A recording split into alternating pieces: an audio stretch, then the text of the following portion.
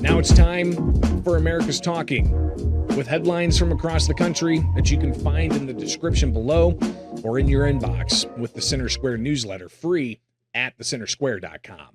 The Arizona legislature waiting for Governor Katie Hobbs to sign a bill designed to notify taxpayers in Arizona before their taxes go up.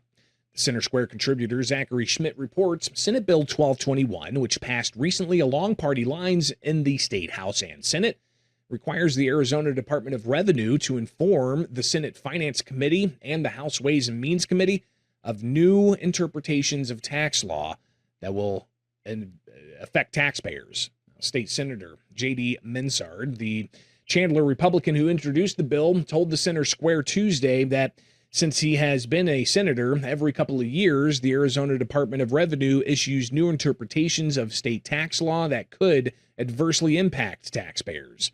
When this happens, he said, Arizona residents reach out to him saying they owe taxes on something that previously wasn't taxed. So for those situations, he said it would be better for policymakers to be looped in on the front end rather on the back end so that they can engage with the Department of Revenue on its new interpretation. The Trump administration has approved a $1.68 billion loan for DTE, saying the funding will help modernize the utility's natural gas infrastructure and lower energy costs for Michiganders. The U.S. Department of Energy's Office of Energy Dominance Financing announced the loan agreement with DTE Gas on Monday. The Center Square reporter, Elise Apel, reports federal officials say it's expected to generate more than $700 million in savings for customers while strengthening energy reliability across the state. According to DOE, the funding will be used to modernize and reinforce 800 miles of national gas distribution mains and various service lines. In 2023, Michigan Democrats passed clean energy legislation requiring utilities to achieve 100% clean energy by 2040. Supporters say the law will reduce emissions, while critics argued it could increase costs.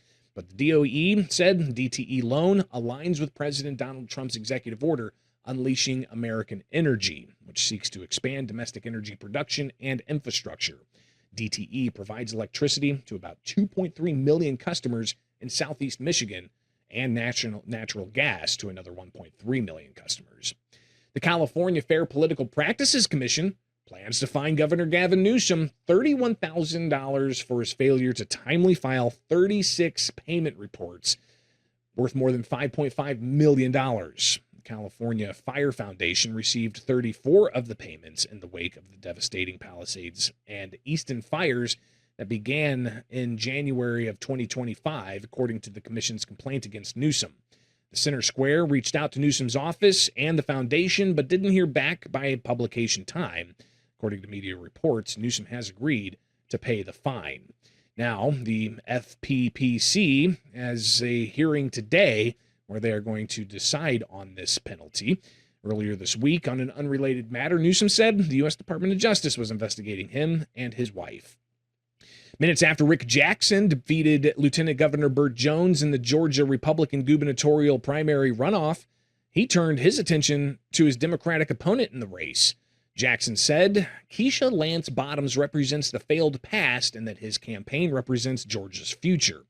Jackson further said Bottoms wants to take the Atlanta City Hall agenda statewide. He said his campaign will continue the foundation laid by Georgia's Republican governors, and she will make excuses while Jackson says he will deliver results.